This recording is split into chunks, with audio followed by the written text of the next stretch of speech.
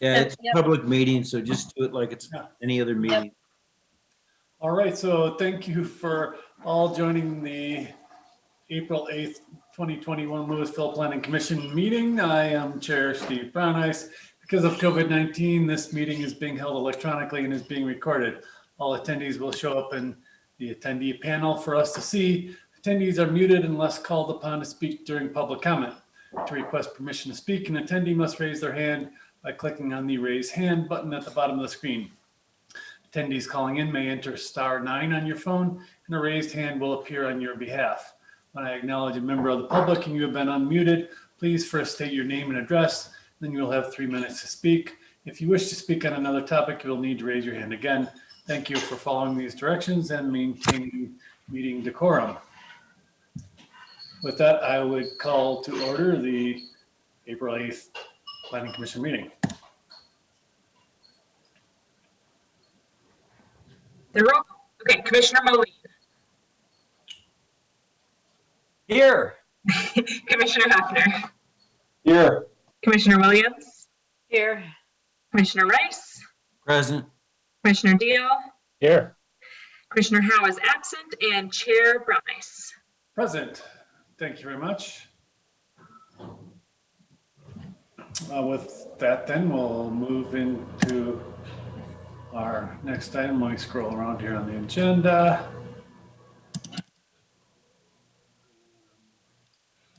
I will then entertain a motion for approval of the agenda for this evening. So moved. Second. Thank you. And did we agree we can do voice on this? Yeah, I think voice vote is fine. Okay. All in favor? Aye. Aye. Are there any opposed?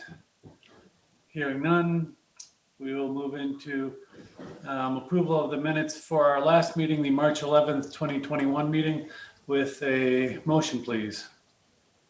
Well, first discussion, actually. Does anybody have any items of substantial content that they wanted to discuss regarding those minutes?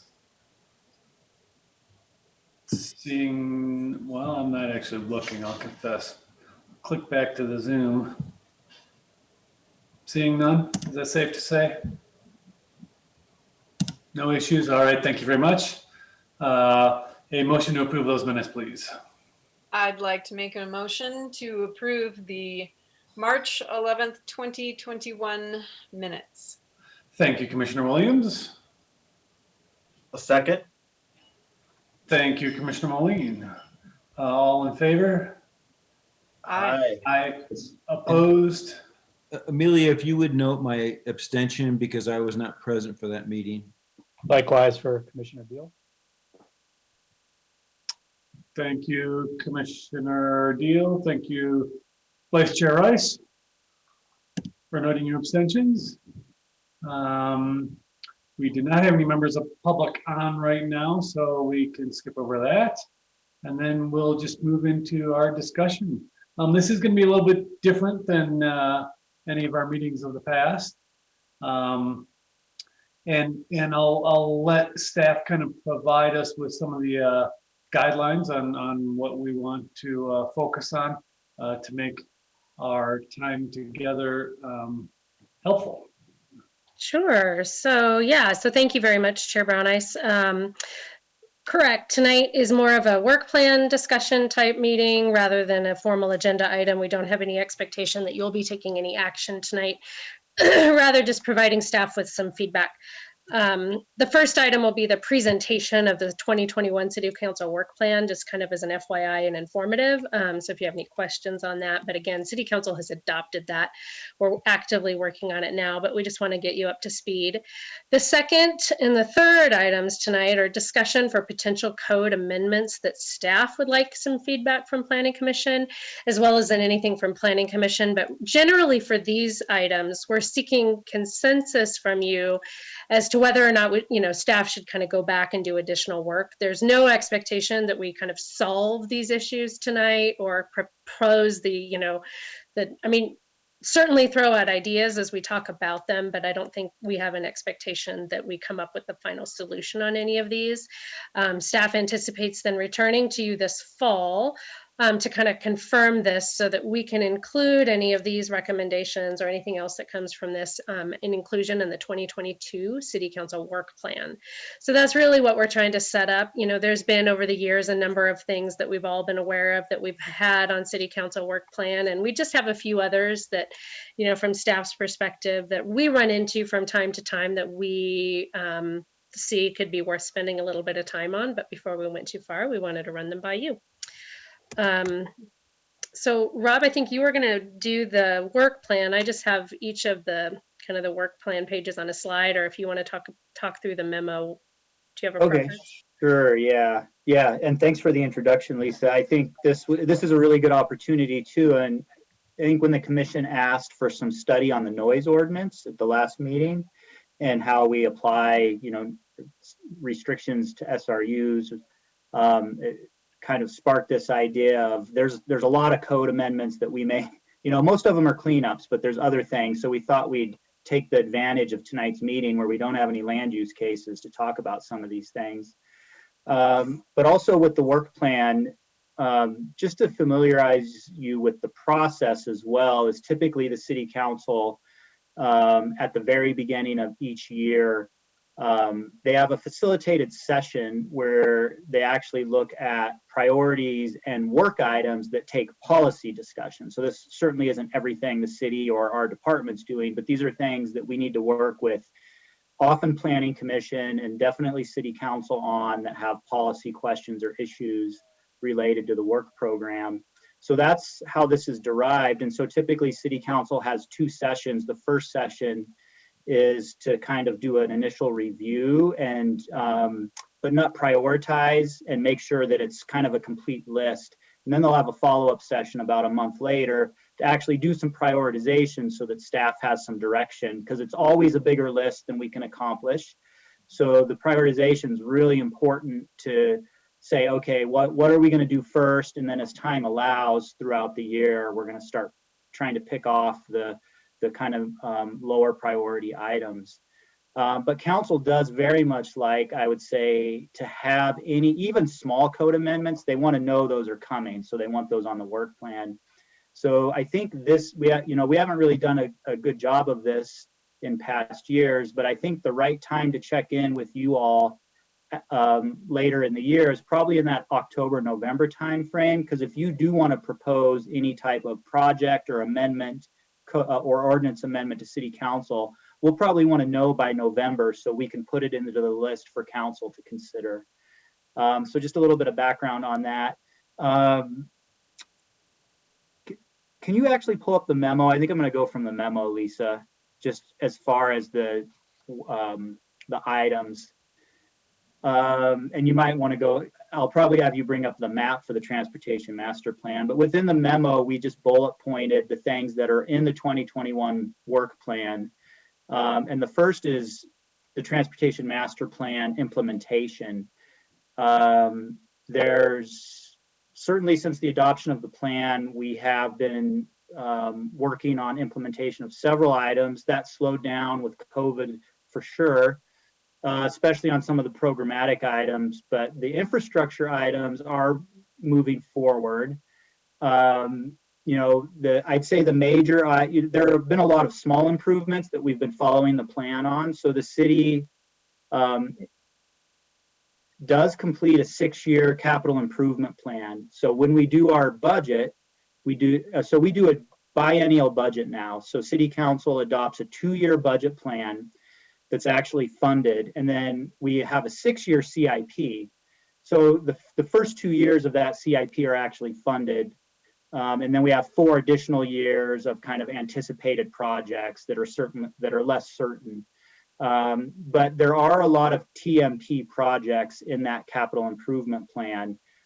So we did include this in the packet.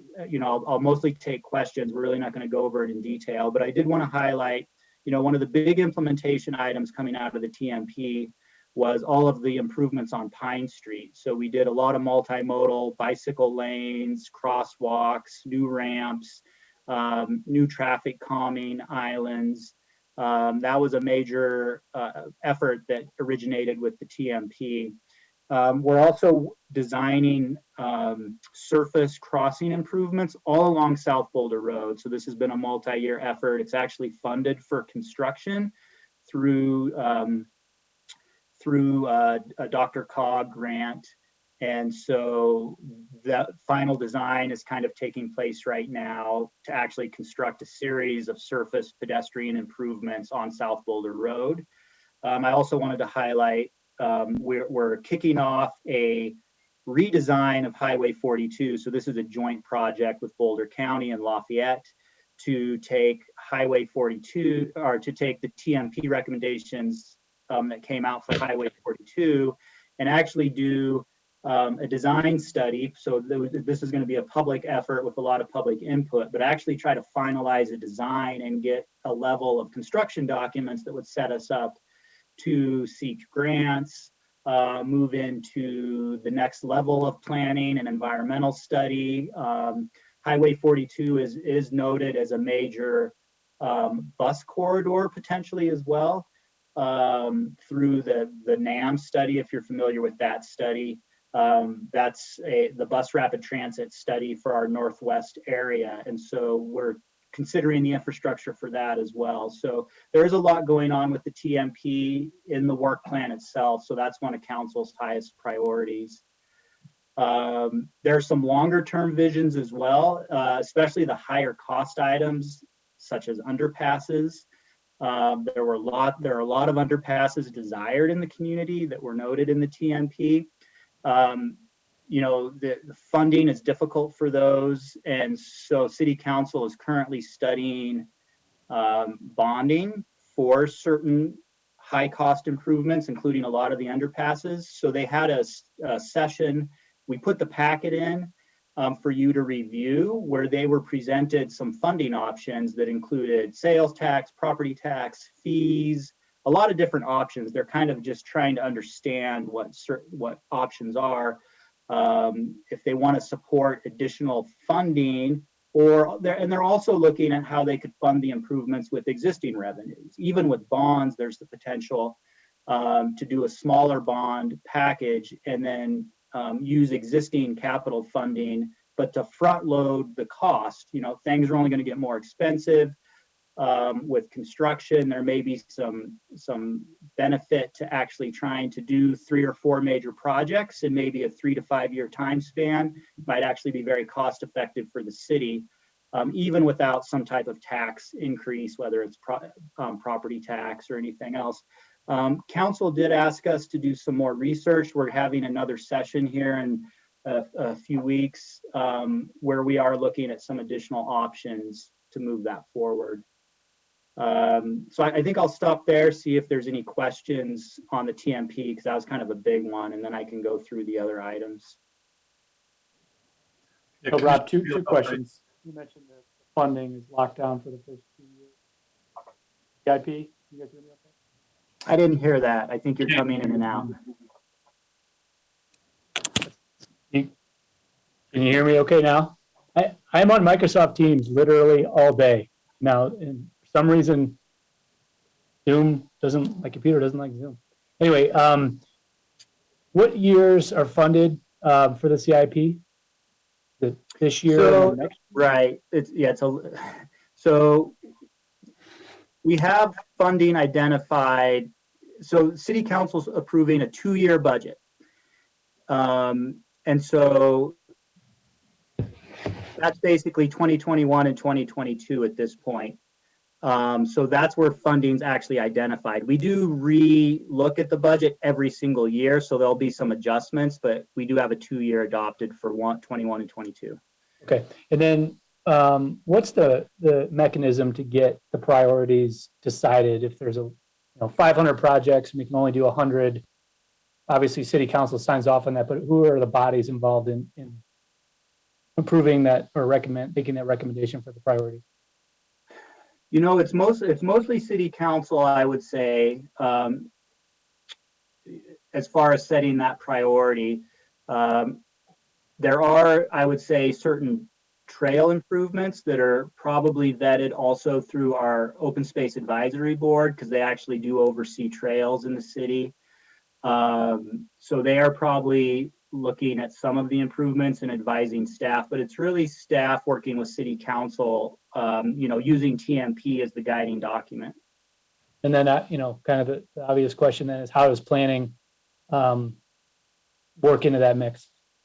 The Planning Commission hasn't been part of the formal recommendation or review process. I mean, they very much were for the adoption of the TMP, but then when it comes to, picking projects for construction, the TMP does have a very detailed prioritization list. So mostly we're following that, but certainly City Council does request and direct certain adjustments for various reasons. And staff might recommend different adjustments as well. So our potential involvement would be making recommendations to revise priorities in TMP. So I think that's correct. I think we could, hopefully we're going to be updating that document, I'd say every 5 or 6 years, not a complete rewrite, but at least revisiting it. And Planning Commission would be very involved in that. I think when we do our check-in, the other thing too is you can review the city's budget document as a resident and make comments as a resident is probably the most effective thing.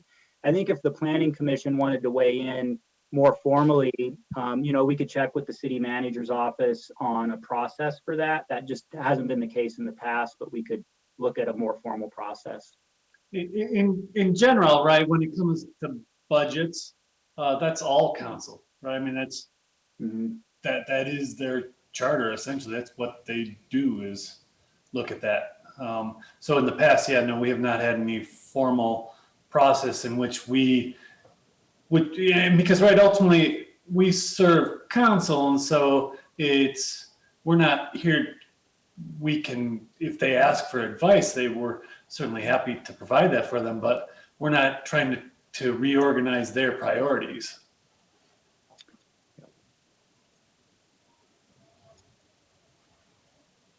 So any other questions on transportation? We'd be happy to try to answer.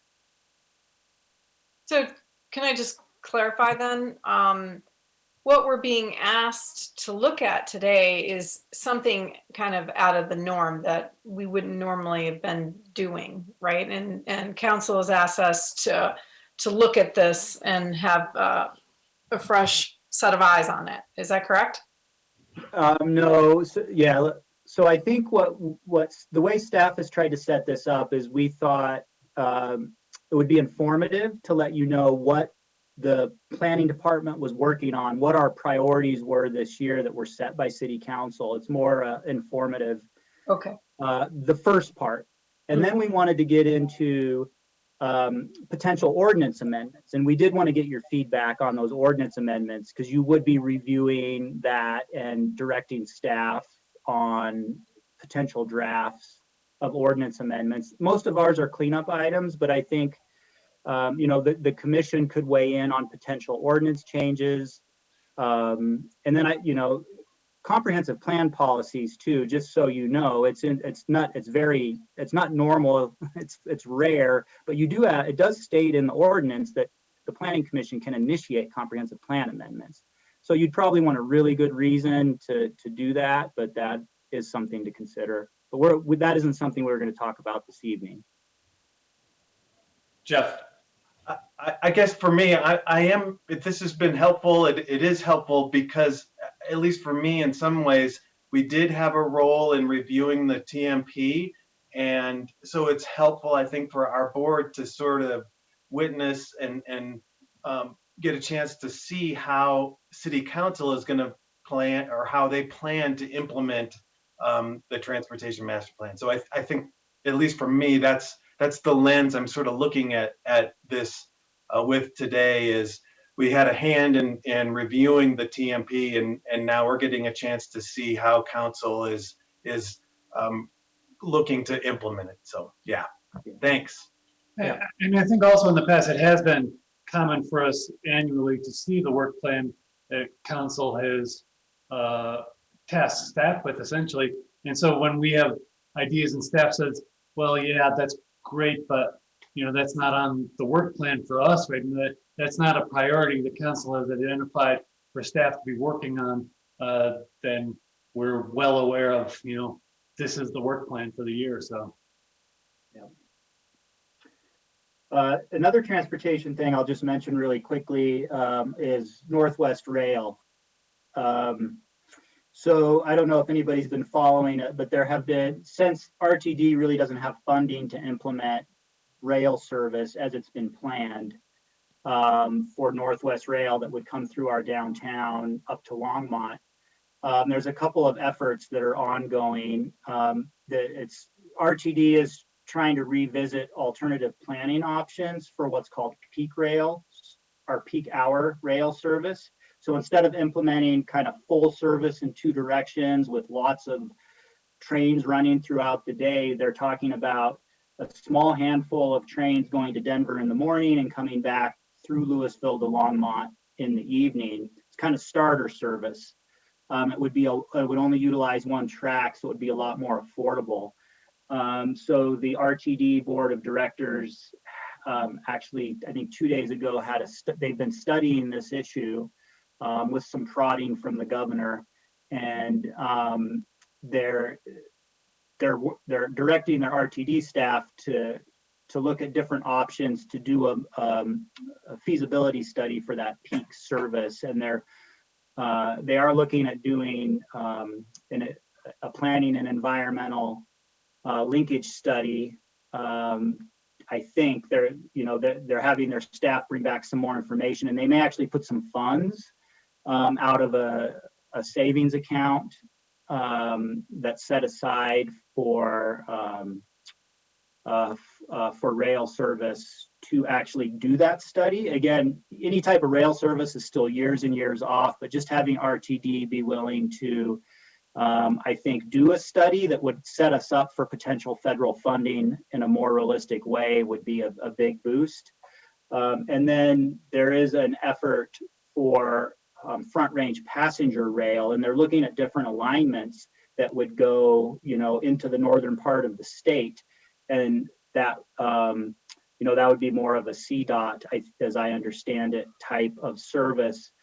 And there's a rail commission that's overseeing that effort, and there's 3 different alignments that are being considered, and one of the alignments is the Northwest Rail alignment. So there could be some effort through that Front Range Rail Commission that would provide additional study or effort into our rail alignment for that type of service. So it's not like we're going to have rail in 2 or 3 years, but there seems to be a lot of renewed interest in potentially bringing rail in. I think that rail service that they're looking at, the 3 different alignments, our alignment has the highest projected ridership. So that's definitely a plus for that alignment. Kind of off task there, but I thought that was interesting just for future transportation in the city if we're ever going to get rail. If it's okay, Chair Brown-Ice, I'll go a little bit more quickly through the other work plan items if you're ready. Oh, you're muted.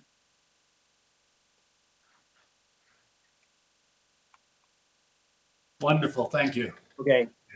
So the next item in the memo was the Old Town overlay review. So City Council's asked us to review Old Town overlay zoning and potentially bring some amendments. So there's concern about character of new development, building additions, scrapes and rebuilds. So we have an RFP out requesting consulting services to help us do 2 basic tasks. One is reviewing existing development, historic development, identifying architectural features and elements that are important to maintain, and elements that we want to be respectful to with our new development, our new modern development, and then have that consultant help us write some ordinance amendments to improve our zoning. so that, new residential development in Old Town, hopefully is better fitting with the character of the historic elements of Old Town. So this is a zoning ordinance amendment. Once we get the consultant on board, we will be working in a lot of public outreach, and we will be working in a session with Planning Commission, both to get feedback as they're studying development and as they're developing the ordinance. And then in addition to that, of course, you'll be reviewing through the public hearing process, whatever ordinance amendment we're bringing forward. So we're in process on that, and just interrupt me if you have questions, but I'll just keep Hey, going. Rob, just on that one, and I've mentioned this before, I just wonder if the consultant can be asked to bring examples of either other small towns, the small town characters that they've worked with, and also, in the goal of not recreating the wheel, if they've got existing overlay zone district ordinances or content, that's always nice to start from. I don't really even have any in mind. Other small towns in America that I want to emulate, but I don't know if anyone else does. Yeah, there will be some good examples that we'll look at on how to do it. So I think that'll be a part of the study as well, for sure. And we'll want to hire someone who has experience with that. So we're hoping to get a good consultant with good experience on that. So height calculations, that is on City Council's work plan. You've already reviewed that. That's going on to Council for hopefully approval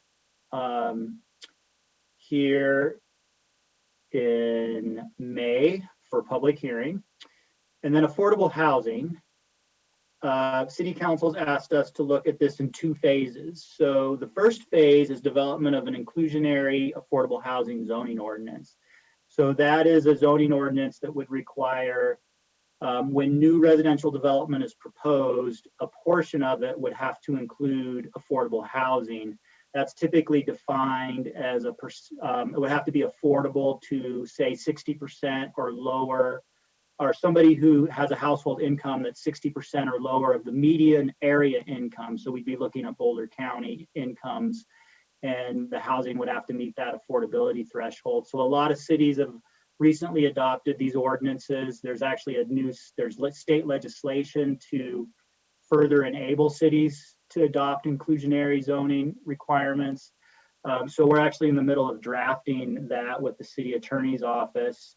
If things go well, you'll be reviewing that next month, maybe the month after that at the latest. City Council is hoping to get that ordinance to them in June to review. The second phase that City Council has asked us to do, which is a little bit lower priority, so it'll be dependent on kind of staff capacity and timing, is to really look at other affordable housing options that the city could consider. One of those that is fairly common is having a commercial linkage fee. We don't have a lot of residential development planned here in the city, but we do have a lot of commercial development planned in the city. And so one of the tools that cities will have is a linkage fee, where commercial development pays a fee that goes into an affordable housing fund. There could be other incentives for affordable housing that we could put into our zoning and building codes that could be considered as well. And then, so anyways, that is the second phase of that. And hopefully we have time to get to that with City Council later this year. And I'm not sure the Planning Commission would be too involved in that unless we really get some type of ordinance that Council wants to consider that would be related to zoning. Other than that, inclusionary. So on to the design guidelines. So those of you who have been around for a while, we had a project 2+ years ago to actually update our design guidelines. That's the commercial and industrial. And so that was coming out of our small area plans. That was one of our work plan items. We were working with a consultant. That project has stalled out. Council has noted that they still want to keep it as a priority. It's not a high priority, but Council has indicated that, kind of once we get through those Old Town overlay or get that set, this would probably be our next major project for our staff, is to re-engage a consultant to try to get those across the finish line. So again, I'd say there's a chance we'll work on that in 2021, but I wouldn't guarantee that'll be a project we'll get off the ground, but we're hopeful that things will be very efficient for us this year. Dark sky lighting. So for commercial properties, we're expecting having stronger dark sky lighting in those design guidelines. But City Council has a separate work plan item where they've asked us to consider residential standards and streetlight standards. So that could be for both new development and existing development. It's very difficult for existing development to have a code that requires retrofit, but I think we'll probably study it when we get there. Definitely looking at standards for new development because we don't have any anywhere in our codes or policies or design guidelines at all. The next is open space zoning. So we're really actually just processing an application on this one, but and Lisa knows more about this one, but this is really an effort of our open space board. There are certain properties designated as open space in the city that aren't zoned open space. So there is an effort to zone those as open space. There are additional charter protections once they're zoned open space.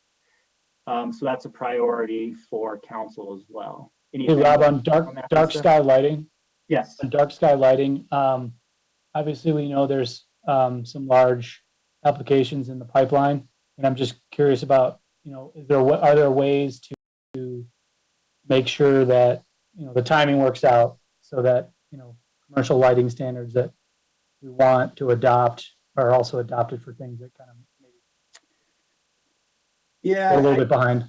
Yeah, I mean, I would say that luckily we don't have an awful, like our code isn't silent on lighting.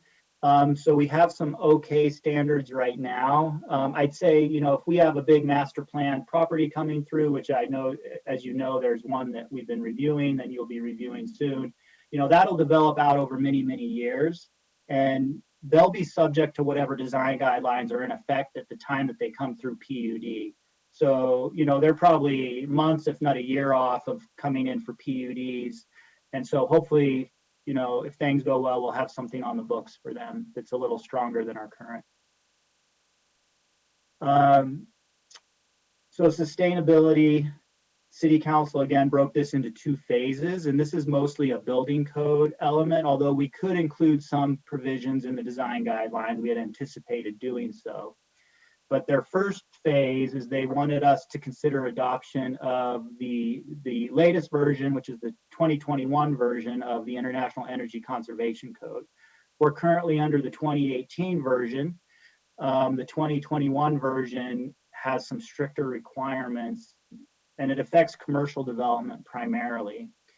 But the City Council also wants us to consider adding some supplements to that code, which the things that have been noted so far would be requiring electrical vehicle charging ready development. So not that you have to provide, and so it might include perhaps that new developments have to have probably a small number of charging stations and then a larger number of ready stations where the infrastructure's there, conduits there. We might consider things like having the electrical service ready for installation of additional charging stations as the demand grows and things like that, as well as solar ready construction. So that could have to do with the structural loads of roofs that are being built, as well as putting in infrastructure like conduit that would allow easy installation of solar. So that's kind of the phase 1.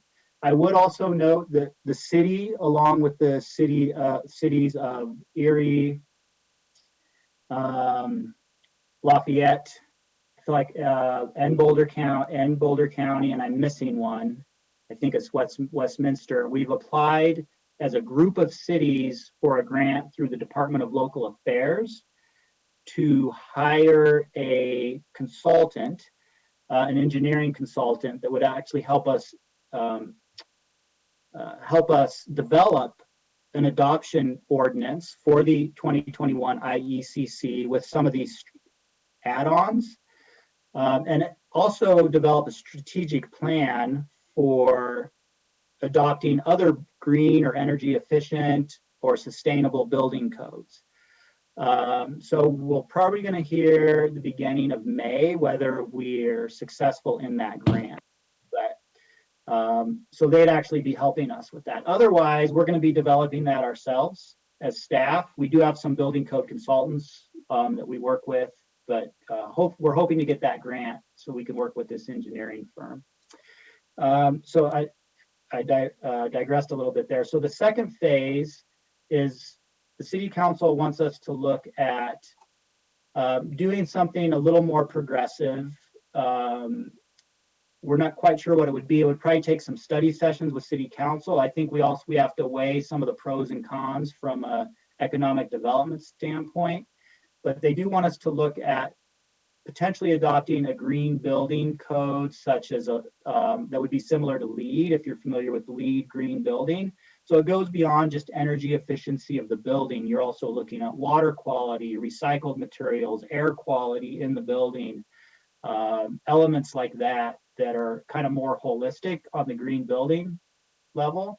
And they also want us to look at all building electrification. So this is a movement to not allow natural gas appliances in new construction, since they're a fossil fuel, and then moving towards, having all of your heating, air, heating systems, cooking facilities, everything being electric, nothing natural gas, just because of the impacts of the fossil fuels. And then assuming that things are going to transition into an electric, all renewable type system. And Excel does have targets to go all renewable. And so, trying to blend the local municipal building standards to incentivize that all electric infrastructure and try to go away completely from the fossil fuel appliances within buildings. So we might be looking at that as well.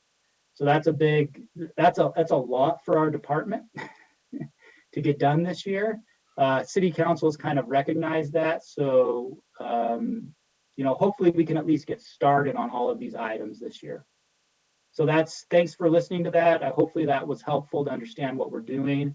And I'm happy to try to answer any questions before Lisa goes into the next items. All right, so moving on a little bit. The next things, sorry, let me share my screen here. We brought this item to you, the Planning Commission, maybe 4 or 5 years ago. Some of you were around then, some of you weren't. But it's something I think staff wanted to raise again, kind of as a question. We find that we get a lot of inquiries related to setbacks for accessory structures. And sometimes this is, kind of your large detached garage that you see kind of on the right, whereas sometimes it's related to this, little smaller scale, lower in height, lower in mass shed, but the same standards apply. So the Old Town overlay, just for context, has for either one of these, the rear setback is 3 feet and the side setback is 3 feet. So you can really, kind of in Old Town, they structured that so you can kind of tuck those accessory structures into the corner. It can even be a 0 lot line in certain instances if you have an alley. But really for all the remainder of our residential zoning districts, that rear setback is 10 feet and 5 feet on the side. Typically, sometimes it's 7. And so, this is just your typical block here in Louisville. And you can see, these yellow lines kind of estimate where 10 feet is. And so what we find oftentimes is, we'll get a phone call. Hey, I want to put a shed in my backyard. What's my rear and side setback? I want to follow the rules. So we tell them, and they're like, that's right in the middle of my yard. And so oftentimes what happens, we believe, some people will comply, right? Like this gentleman here, or this homeowner here, looks like they probably complied. More often, what we suspect is property owners are just going ahead and installing these anyway, right, without permits, and then they don't comply, and then there might be an easement.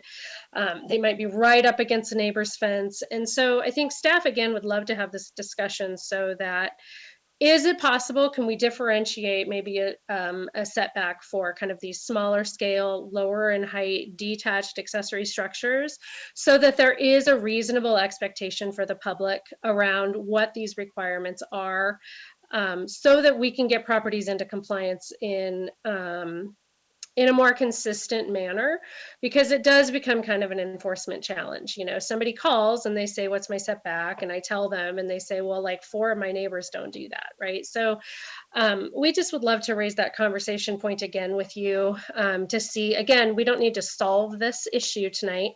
The relief for homeowners, if we don't amend the code, is again through the variance process. For context, that's roughly an $800 application fee, which sometimes is about as much as what these sheds cost.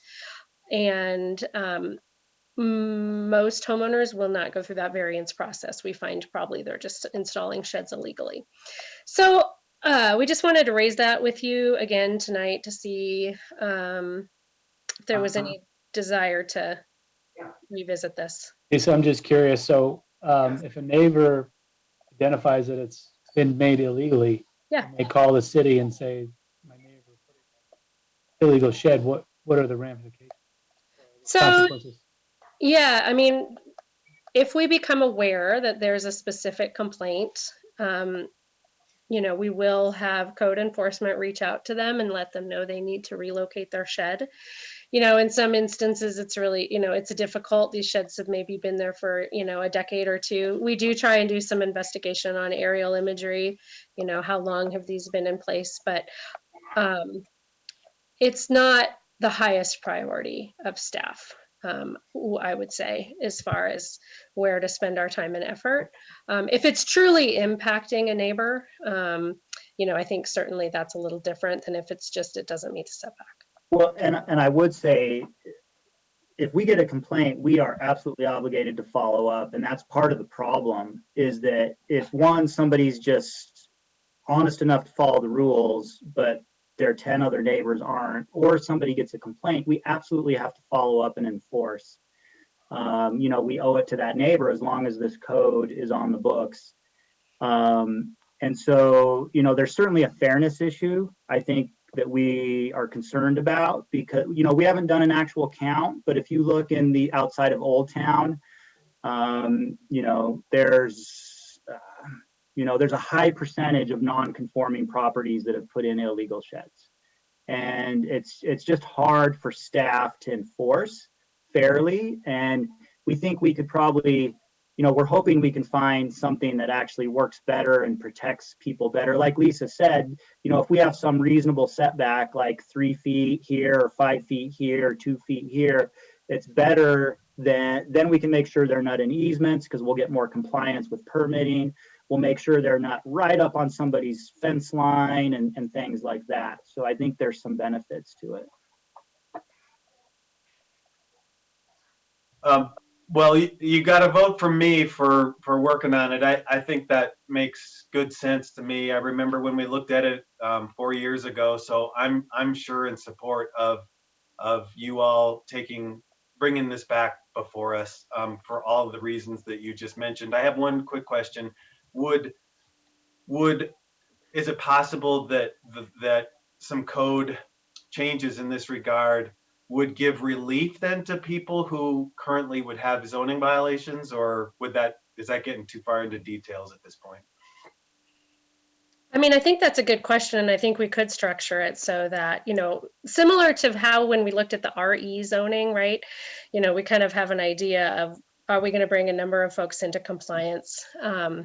I don't know that, you know, we would have to talk and see if we want to do kind of retroactive permit approvals. That's you know, that's potentially quite a bit of work if they want to come in and get some sort of after the fact approval, or if it's just kind of everything moving forward.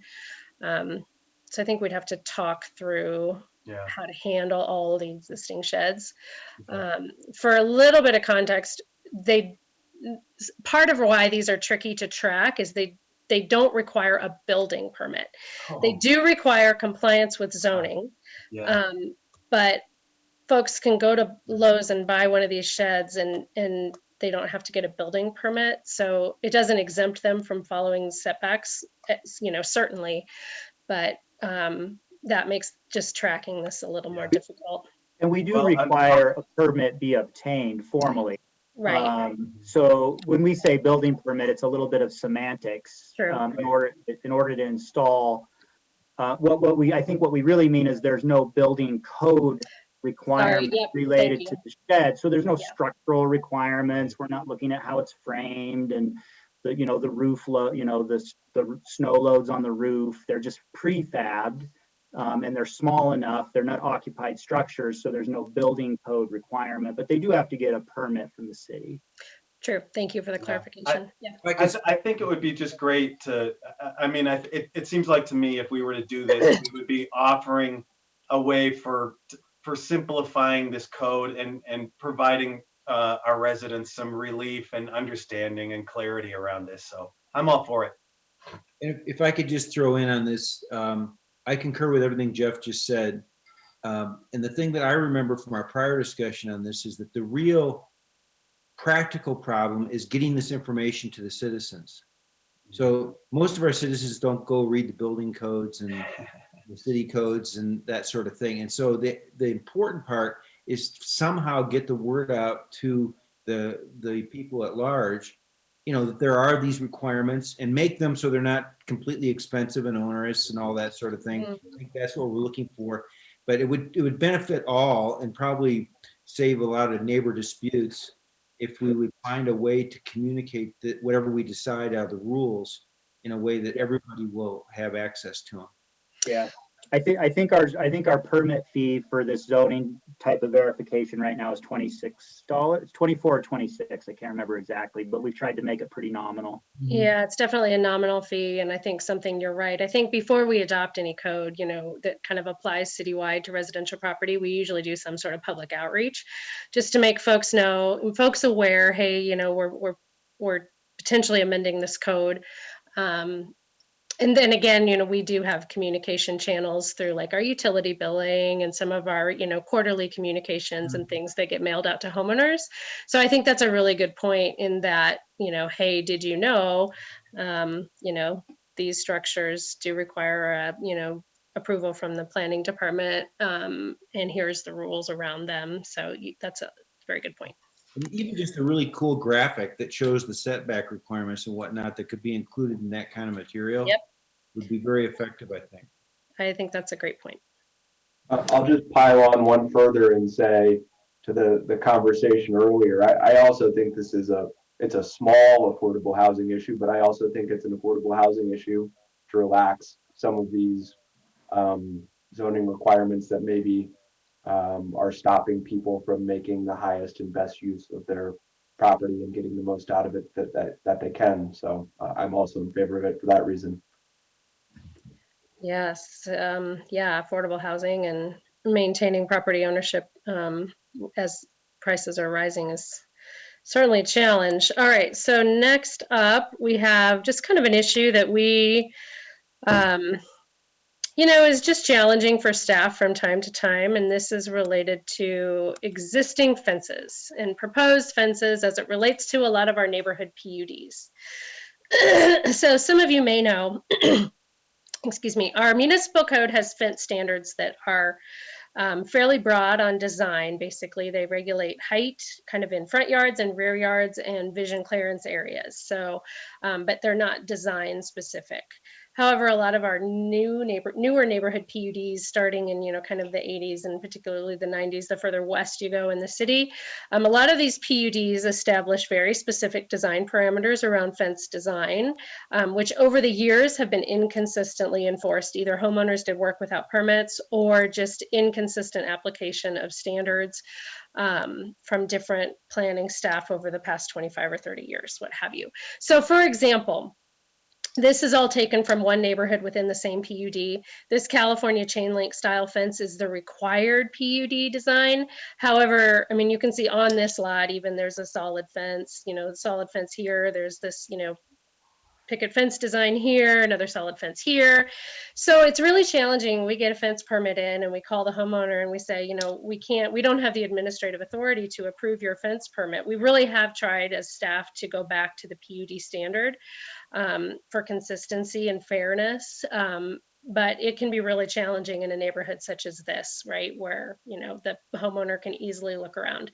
So I think, again, a couple options on this might be for a potential code amendment, either to kind of one extreme or one option would be to kind of dissolve the neighborhood fence standard, right? And just default to the municipal code so that homeowners have complete design flexibility, or do some sort of administrative, you know, another option on maybe the more kind of PUD, to keep those PUD standards in place would be to give staff the administrative authority, say if, you know, more than 50% of the fences don't meet standards, then they can default to the fence code. So something like that. But just planning commission's thoughts on, for one, you know, is this a concern or an issue, and if that's something you think we should work on. Well, I think the biggest issue would be that being able to upkeep your fencing. So, I mean, what would be the best idea to implement that to help residents and encourage them to upkeep the fences? Because there's a lot of fences that are in disrepair. I mean, I think that's a good point. You know, all fences require permits.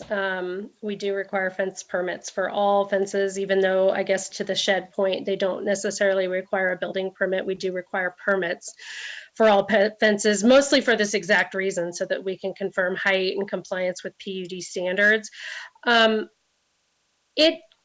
don't know that it's preventing fence maintenance, but I do think from time to time it causes homeowner frustration that they can't kind of build the fence that they prefer. I think in some of maybe our more recent developments, you know, certainly maybe the neighborhoods that are kind of late 2000s, those fence PUD standards, those fences are still in good repair, right? So those neighborhoods, it may make sense to keep the PUD standards in place for consistency, and then that kind of administrative discretion for some of these old neighborhoods.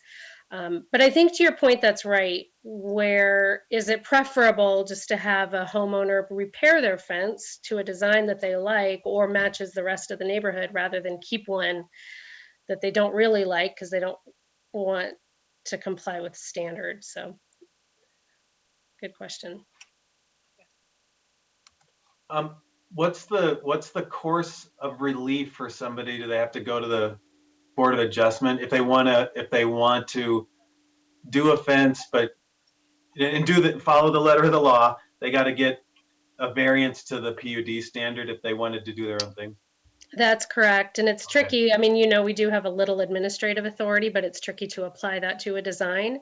We've actually been approached by a neighborhood within Louisville that's kind of collectively working all the homeowners within that PUD to actually amend their PUD because they don't like their standard. And so they've kind of banded together.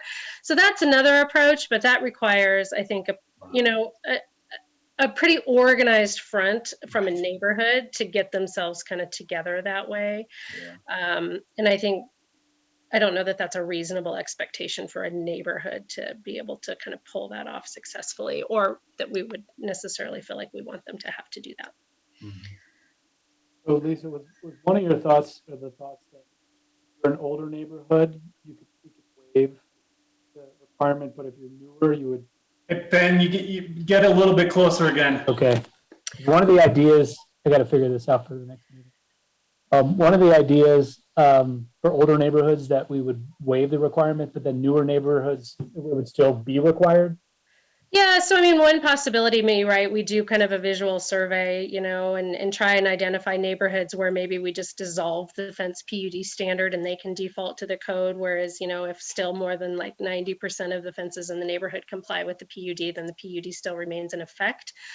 So again, I think there's a lot. I mean, I don't know that we need like to identify the right path here. I think there's a fair number of solutions we could kind of work, you know, come up with internally and present to you. But Yeah, I don't know that it's going to be, I mean, maybe it's not a one size fits all approach. Maybe it is. Well, You it know, sounds I like think if some it's neighborhood outreach. painful for residents, which it sounds like it is, there's probably a remedy that we could help going forward. So Yeah, so I guess I would agree in support if it sounds like you're stating pretty clearly that we have the potential to be proactive about something that will decrease headache in the future for all, then yeah, sounds like a great idea. Yeah, and I support the least red tape, the least amount of procedures and hoops that residents have to go through to repair and replace their fencing, because obviously we want to encourage that. All right. Any other thoughts on fences? Sounds like we've got some consensus on something that this is something we could consider. All right. Anybody sitting on the fence in this one? But That was good. So the next one I have a couple slides for backup, but I won't pull them up unless we need to. This was raised at the public hearing last month for 809 Main. In a little bit, we've touched on it with some of our other past SRUs related to outdoor music and dining, and whether or not we want to consider some sort of kind of standardization of times as it relates to maybe parts of downtown. I think that was raised by a couple commission members last time. From staff's perspective, I think we're very comfortable with kind of the discretionary tools we have available to us and to you to take them on a case-by-case basis, but certainly want to hear from you on that. And then the other is related to, not through the SRU, but just kind of our general noise ordinance. So in your packet, we provided the last time this came up as a city back in 2017 with some direction from council that went to legal committee and then did not really advance out of that. And so we all know this comes up from time to time. And I think city council has, kind of worked around it a little bit, but didn't have consensus previously on kind of what the right solution was, or if this really does need to be addressed. So just wanted to get your thoughts on kind of this issue. Maybe I'll go first. I think I was one of the cheerleaders for this the last go round. I did read the legal committee notes and minutes, and my take on that is they reached the conclusion, and I think this is right, that a sort of almost law enforcement approach to it isn't really needed. I think somebody called it a solution in search of a problem, with the idea that you can file complaints based on decibel levels and all of that. I tend to agree. I still think there's some value, whether it's in an official document or if it's more of just sort of an informal planning commission policy or a sort of yardstick we use to think about treating like cases alike, especially in downtown with respect to hours and whether amplification is going to be allowed. And I think, I think we've done a pretty good job of that and looking at how close are you to residential and what kind of music are you proposing. But I think maybe having a little more informal structure around that and just trying to make sure we're identifying similar examples when we're considering a question like that would be good. Not sure if it needs to go farther than that at this point, but I appreciate the presentation and the materials. sure. Seems like it would be good for future residents in Old Town, especially, understand what the rules of the road are, so that when they move in, there's not a debate every time, a bakery wants to turn into a bar, or, it's just, everybody knows the Old Town area is a vibrant, lively place to live, and you're going to have loud music until some point in the night. And if you're uncomfortable with that and you like it to be more quiet, you should take that into account before you buy or rent. My take on this is, and this has come up as you guys know, at least annually, if not multi-times annually, when we do these various reviews. I have always been a strong proponent of the special review use approach to this, because I think it allows us to take the situations that are presented and fine tune the thing. On the other hand, and this is very, very true, there's also this fairness component. So Joe gets one set of rules and then Bob doesn't have the same rules down the street. And I have a lot of problem with that too. So to me, there's a lot of, there's a great quandary that goes on here. It's our ability to fine tune without becoming unfair. And I think Ben's approach here, make every caveat emptor. If you're going to buy a house in the Old Town area, you might have to listen to some music, particularly on weekends. But that having been said, I have great sympathy for people who are just trying to have the quiet enjoyment of their home, and to hear clinking glasses at 11:45 at night and somebody singing a particularly bad song would be not a good evening, So I'm not sure that there's an ideal solution to this, but I certainly would like to participate in a search for it. And my counterpoint to that argument is always, cry me a river because the valuation that you just got from the county on your property because of Old Town and all that activity, right? So, but that's. And if you want it quiet, then you go live in the country, right? Yeah, cash out. I get it. I mean, one kind of extreme solution to this, and I'm not suggesting that we do this by any stretch, but I mean, I think, right, like, so one end of the spectrum is we keep it all at SRU, any outside activity, we have the ability to look at kind of hours and what have you. The other extreme would be we take this particular use out of the SRU land and just make it a use, outdoor dining, a use by right, and then establish hours for everyone, right? So I think those are kind of your two bookends on this thing. If you want to go down, kind of this like set expectation, you could just do a code amendment to take it out of that category. And then you have that set parameter that's the level across the board, or, adjacent to residential gets this, and, core gets something else. So not suggesting that that's the right solution, but I do think, Commissioner Rice, to your point, there's probably, different ways we can approach this. If we feel like we do want to try and apply a similar set of expectations on similar properties. And I actually have some expertise in this because way back in 1978, I helped defend the Rolling Stones against violation of the older noise ordinance for their concert at Folsom Field. So now that is a really cool case history. Awesome.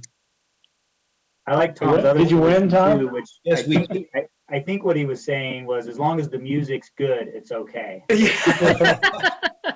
Yeah, that's right. So, I'm hearing that this is kind of an issue. I'm not yet quite hearing maybe a consensus on if this is something, kind of a direction we want to go. And I know I framed this as we don't need to identify any solutions tonight. I think maybe it's something we all keep thinking on over the upcoming months, and we'll put it on the list again in October, unless one of you want to throw out more ideas tonight. it looks like historically the city council has punted on this. So, I'm not sure. I would caveat that a little bit with what they punted on was more of a traditional noise ordinance, a complaint-based noise ordinance, as opposed to a land use. What I think I would be looking for is almost a set of defaults, right? If you fall into this default category, we're going to assume that your hours are this, and the rule on amplified music is this. To Commissioner Rice's point, maybe we'll adjust that if there are particular circumstances, but just sort of having a baseline set of assumptions about where we start, to me would be very helpful. Go ahead. So I was going to say, the reason why this even came into view and why we were discussing it was we were applying willy-nilly different rules to different businesses downtown, and it didn't feel right because it just didn't feel fair. So, I mean, I would agree that we should have criteria and apply the criteria to each business and go from there. That, I mean, that's, but I mean, I think it should be at least more black and white than it is now. One You know, other, that- I was going to say, Sorry, one go other ahead. thing that kind of tackling this issue might be able to do is catch up some of these older SRUs, you know, that don't have hours of operation and standards. So if we did look at some sort of regulations, because that's kind of a gap in what we've got too, you know, is some of these property owners don't have any regulations around this, even though they have approval of an SRU. So just throwing that out there. Go ahead. That Bob. was one of the things that was brought up, I think, with the decibel review is if it's not in the SRU and we create a decibel or some other code, outdoor dining could be subject to it. But if you actually put an hour in your SRU and then the city adopts an hour, I don't know that we could retrospectively enforce it. So there's some new, I think, legal nuances to that. Something to keep in mind with the SRU too is that, yeah, I think we could standardize something and say, I'm just making these numbers up, but like if you're 100 feet away from a residence or you have adjacency to a residential property, you have this set of rules. If you're at least X number of feet away, you have X set of rules that's less restrictive. So we could do something like that. That'd be logical. But also, you know, sometimes these businesses, when they know they're faced with having to deal with their neighbors through this public hearing process, they'll proactively go out and talk to the neighbors and see what's acceptable to the neighbors. So what you're seeing, even though it seems willy-nilly, that may be because they're proposing it because they've worked with their neighbors and their neighbors are comfortable and they're not going to oppose their application. So they've negotiated with so sometimes that's a good thing. Sometimes that's a bad thing because you don't want to have a business held hostage, but it also kind of forces a business to work proactively with their neighboring property owners. But this is tied to the PUD, right? It's not tied to SRU. the business, right? An SRU is typically tied to the business itself. It would run with the land as long as that same business continues to operate. But if that business goes out for more than a year, they lose that conditional or special review use. A new business that came in would have to start over with a new SRR. Okay, all right, Yeah. sorry. Yeah, if it's like a new restaurant operator and the SRU wasn't specific, they can kind of take over that approval. But if it turns into an office for a year and then a restaurant goes back in, then they'd lose it. Yeah. Any other thoughts on this one? Sorry, Commissioner Mullaney. There's a downtown like overlay zoning district, right? But it wouldn't make sense, or I guess would it make sense to have sort of the baselines that Dietrich was, or Commissioner Hefner was mentioning, to have those in that included in that zoning overlay? I don't know. Yeah, I mean, I do think we have the ability. I mean, our downtown has a legal description. It's a, specified area. It also has kind of the transition area in the core in our framework plan. So we do have some defined areas.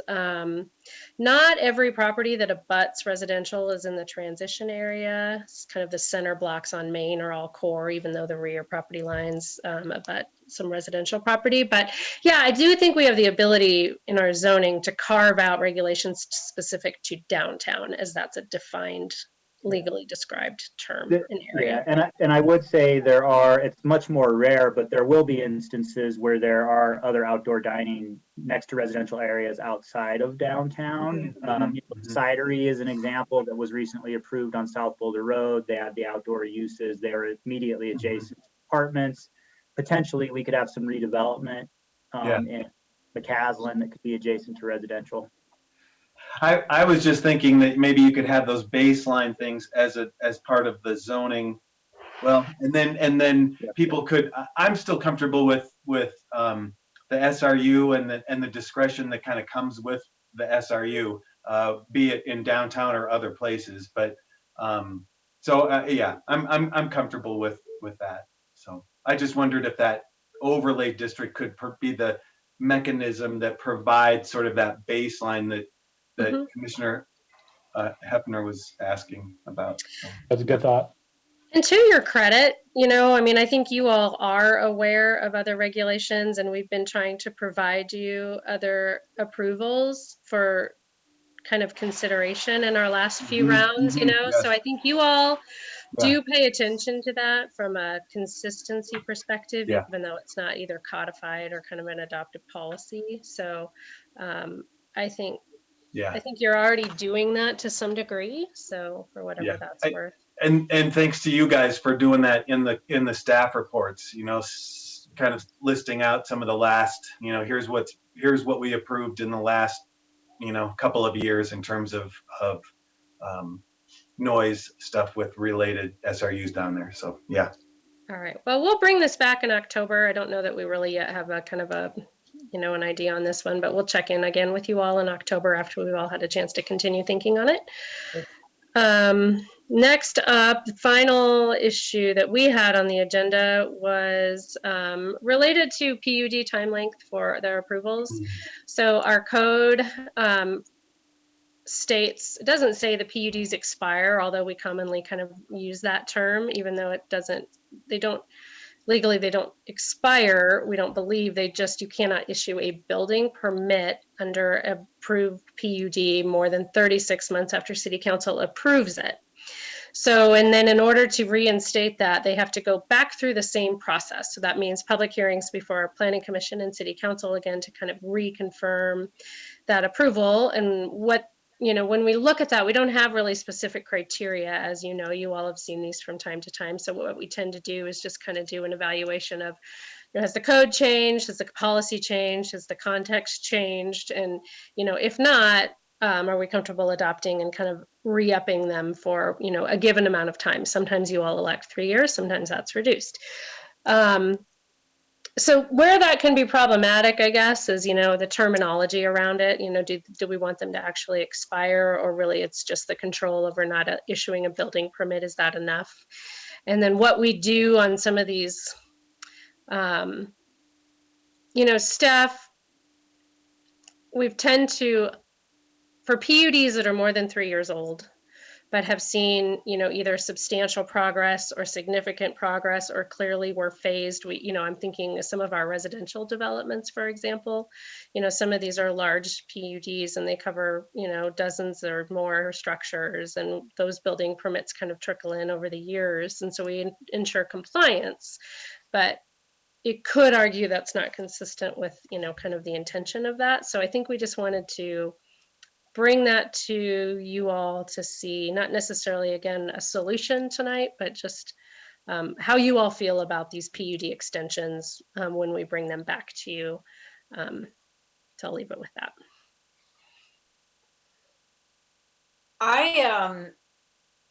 When they bring it a first time or re-upping for 3 years, I tend to feel like, okay, that's reasonable, but it's the repeat offender that I want to kind of look at. I want to prevent that.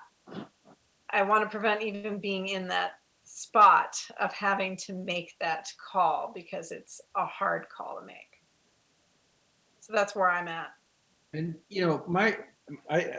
my take on this is that as Deb has alluded to, there's just sort of these PUDs that never get built, and then they're always coming back and they want to get an extension and whatnot. And to me, we review PUDs with an eye towards not only the future, but also the current conditions and whatnot. And those change.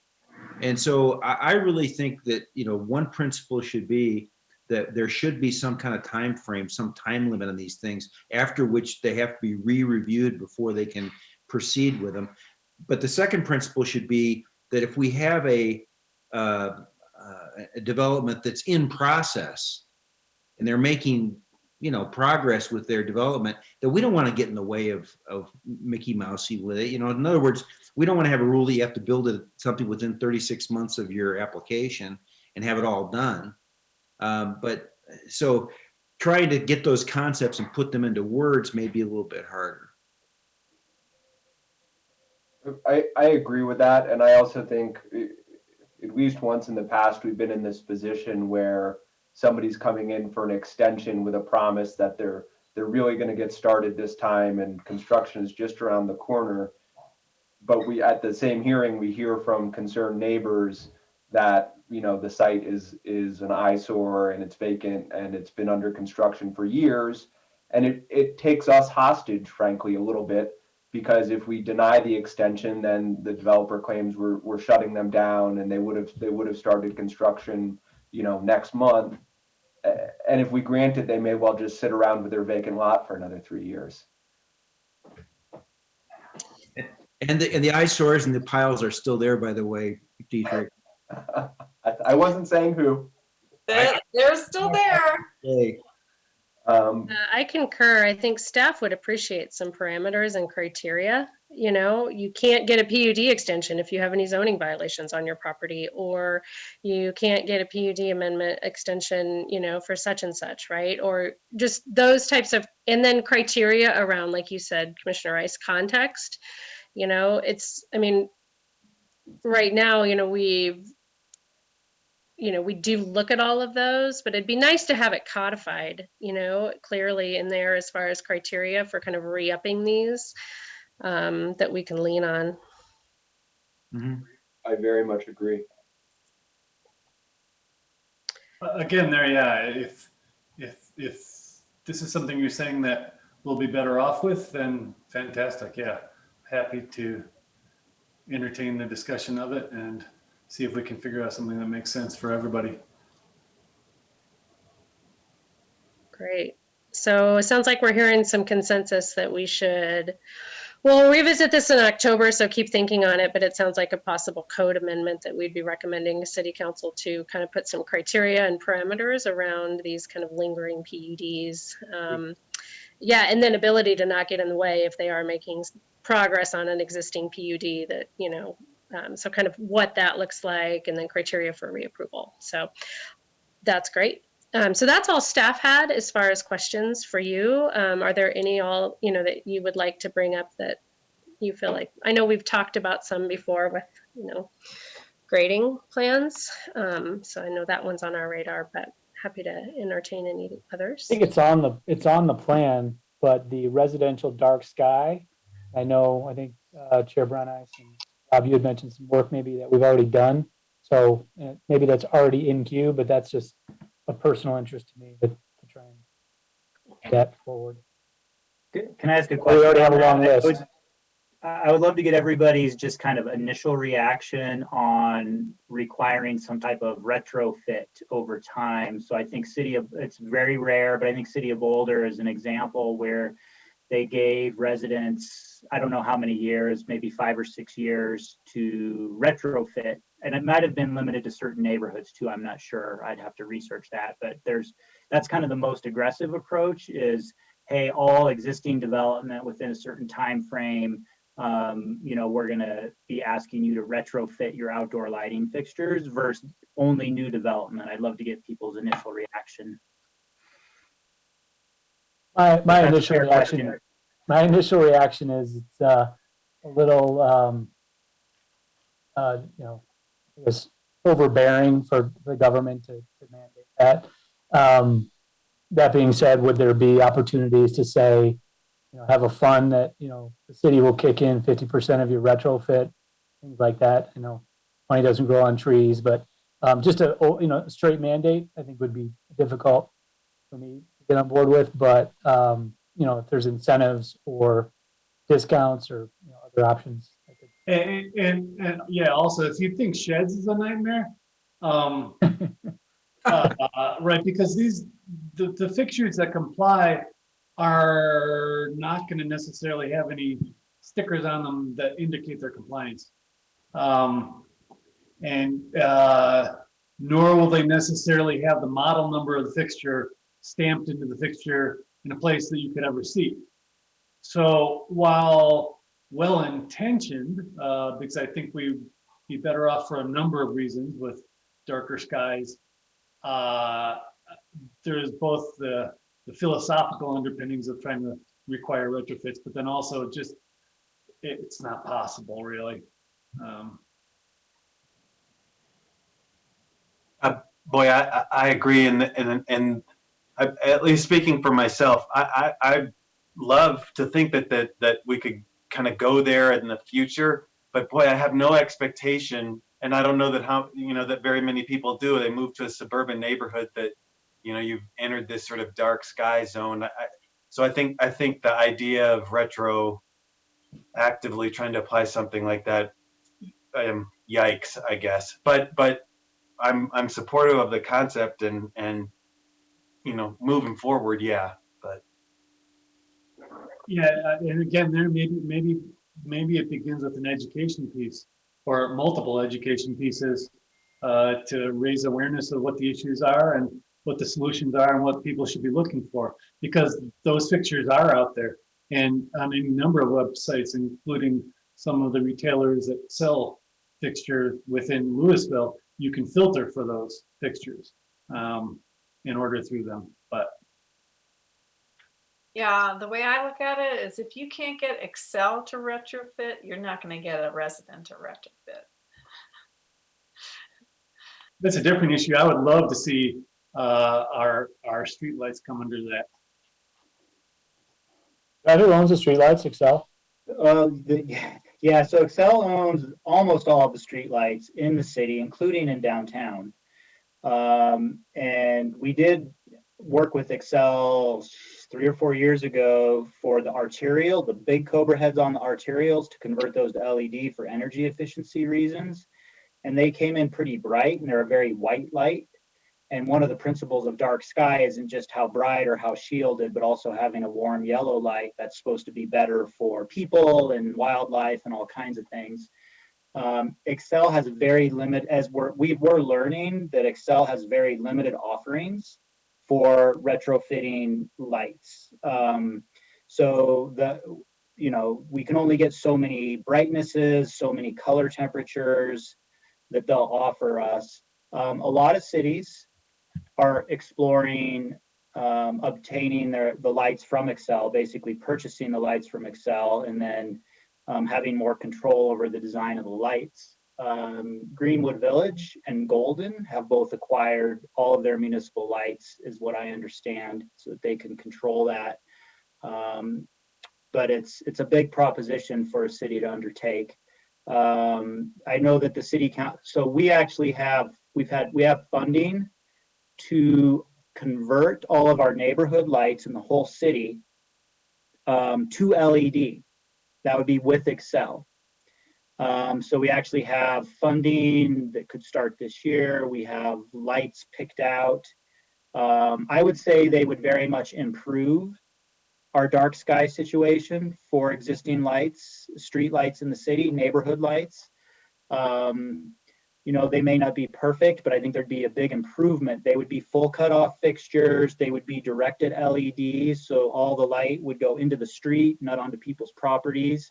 There still would be direct line of sight to some of the light sources. And that's even good dark sky lights that are on a pole, you often have a direct line of sight. They'd probably be, if you're familiar with color temperatures of lights, the International Dark Sky Association says that you should always try to go no more than 3,000 Kelvin. So it's a Kelvin rating. And if you're 3,000 or below, it's more yellow and warmer. If you're above 3,000, it's more white. The color rendering is higher. Those are really good for outdoor, like tennis courts and outdoor sports facilities. You definitely want things over 3,000, but for regular street lights, the International Dark Sky Association says no more than 3,000. Luckily, the Excel is offering 3,000, but not lower. Our downtown lights are owned by Excel as well, and those are the metal halide lights, and those aren't going to be supported forever. So the city has to decide whether to acquire those lights probably, or stick with Excel, and we'd have a very similar looking light, but that kind of yellow ambiance of downtown could be lost if we can't find a solution people probably don't even think about this or notice it, but if you look at these iconic images of Old Town downtown at night, there's often this yellow glow from those old metal halide lights.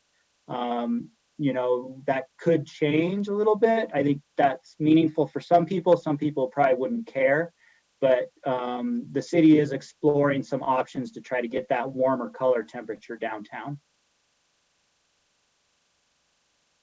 Well, whatever we can do as a commission, I mean, that's, as I mentioned, important to me. And it's a statement that the commission sends up to city council, or if we can engage with other commissions to get alignment, I'm all for, spending some time on that. Great, thank you. So question, when are we going to start having real public meetings? So my understanding is city council is contemplating discussing that in July. So I think it's going to be after July. So if things are looking good in July, that's when they're supposed to check in on having in-person meetings. I guess they could bump that up, but. Yeah. Another issue that I would throw out there is kind of even bigger than just Louisville, but how do we kind of blow the top off of the whole McCaslin redevelopment when we're thinking of like a 20-year plan, 30-year plan? Right, if we stick with the same processes of single pieces of property coming to us at random times, given what we have always done, we're not going to get anything too different, I think, is a general thought. So I would say our 10-year comp plan update, where that has to be adopted in 2023. So we're actually going to start that process next year, because that's usually over a year. It's usually like a 1.5 year process. I wasn't around for the last comp plan update, but I think some of you probably have all kinds of memories, maybe cringing. I know I always get a lot of eye rolls when I tell people about the comp plan updates.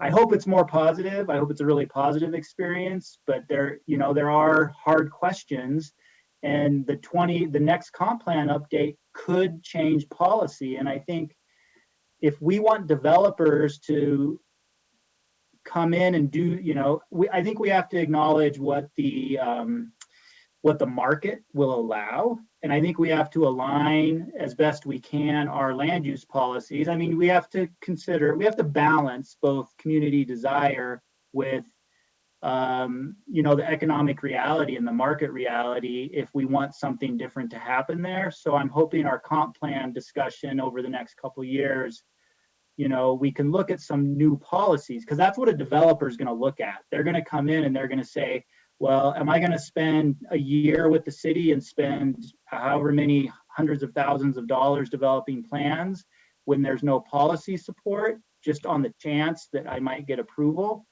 That's highly unlikely. Whereas if we create a policy either through the comp plan or a small area plan update that says, hey, we have a new vision, and there is broad community support to do something different. So I guess that's a little bit of my soapbox of, hopefully we can, I think that's the starting point. I think trying to work with developers or property owners, like you were saying, Chair Brownice, on a one-off, one parcel basis, you're not going to get a great vision for redevelopment. Right, yeah. And, sorry. Go ahead. I was just going to say that way back when the town of Superior was trying to get the downtown up and running, they chose an unconventional route, which was to actually create their own PUD, preliminary PUD, and it attracted a developer within, a year? Not even that. And there was a huge community input and process in that for just that piece. So, I mean, it can be done again. Yeah, I mean, Did the- that's certainly. Did the city have ownership of the property, or did they just have approval of the then property owner to do that? Correct. Yeah, the property owners were the applicants, but the city and the property owners partnered on funding, and it was really a community-driven design that responded to kind of what the community wanted, not necessarily what the market-driven developer wanted. So then I think right then that next step is, right, the developer looked at that and said, oh, okay, this is clearly a community-driven plan that this is one avenue, right? Then that like predictability part is solved. It did attract a developer who then, you know, reworked it quite a bit, but really I think had that basis to work from. Yeah. So Single ownership, I assume. two or three, I think it was 2 or 3 different owners, but the master developer then, you know, purchased the whole thing. All three, yeah. Yeah, purchased Well, it. and then also completely undeveloped land.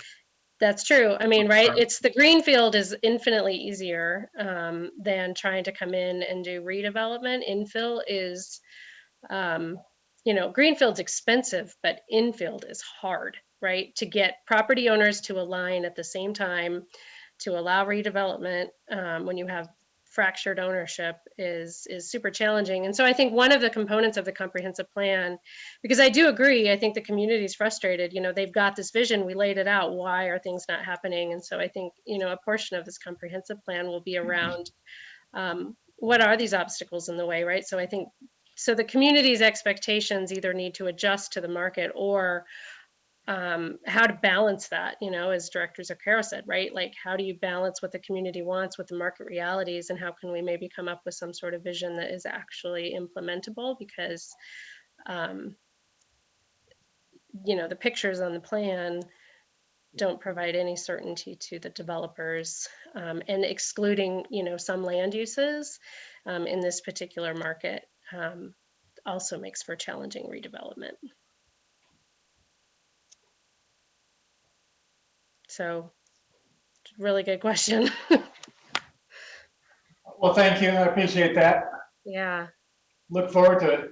And no, I mean, to be perfectly honest, I did enjoy our comprehensive plan last time around. So That's great. That's the first one I've heard. I love it. That's awesome. I'm the second. Yeah. He All right. also likes going to the dentist. Right. Well, I mean, that's great. I mean, really, the comprehensive plan is one of kind of the primary roles of the Planning Commission, you know, and in state statute, this is really what you're charged with. So we will anticipate you all doing a pretty heavy lift when this comes to, you know, in the upcoming years, as far as working through these issues and asking tough questions and kind of open the box, like you said, on some new ideas. All right. What other ideas are floating out there that we want to capture tonight?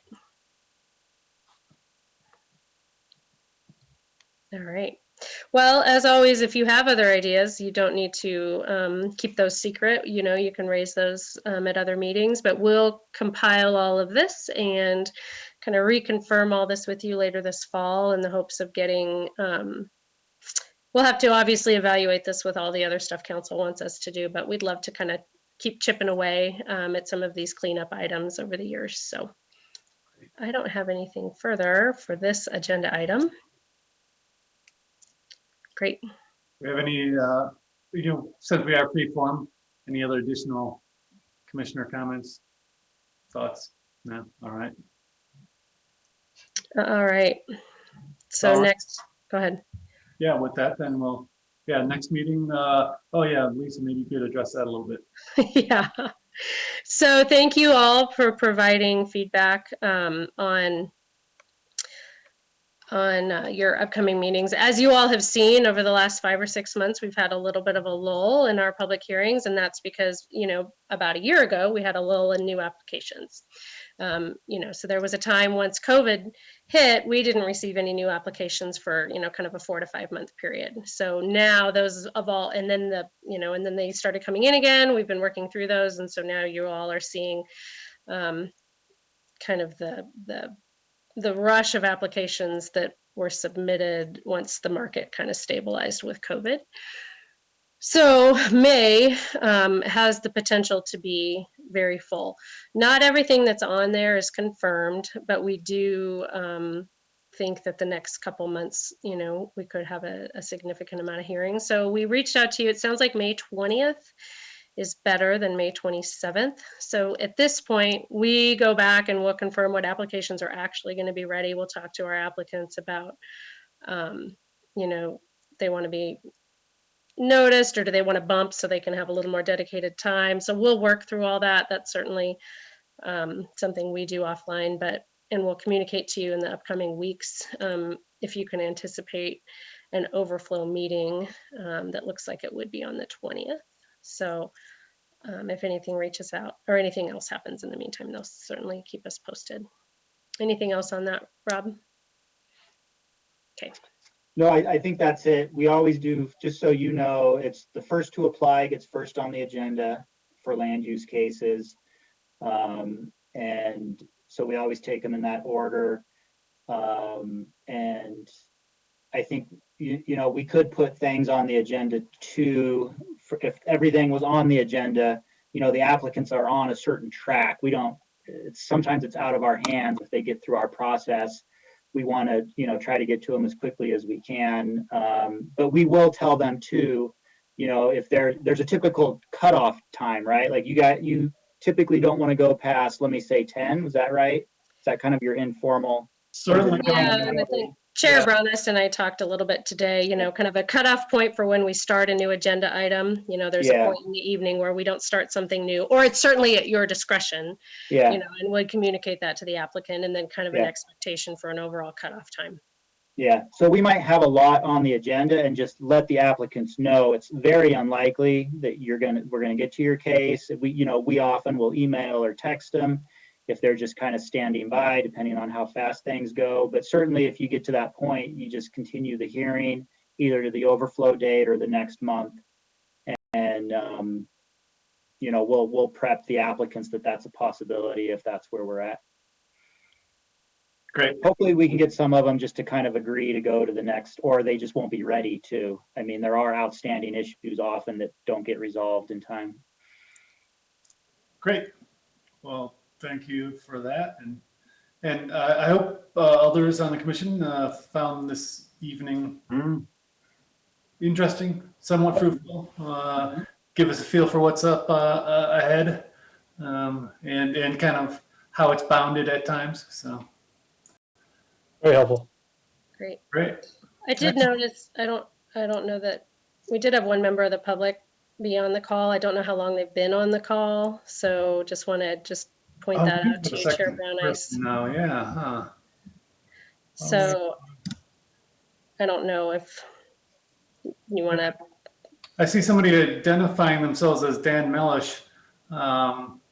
If you'd like to speak, you can certainly speak to any items that are not on the agenda at this relatively late hour.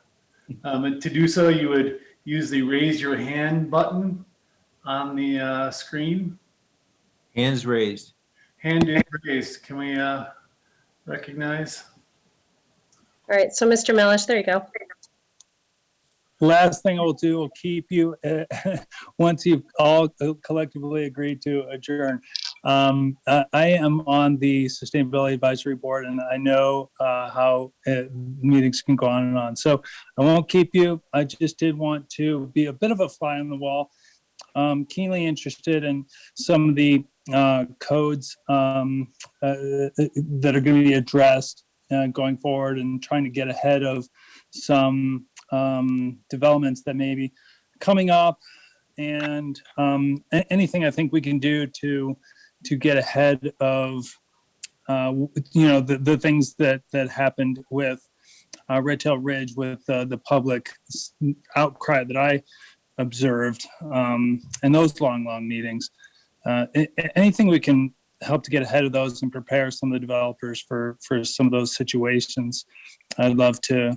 I think, without speaking too much on behalf of the board, would love to help collectively get ahead of those kind of things. So I will I've got a little more homework to do, but just wanted to be a little bit of a fly on the wall for the second half, at least, of the meeting, which I was able to attend tonight. Oh, that's great. Well, thanks for joining us. We appreciate that.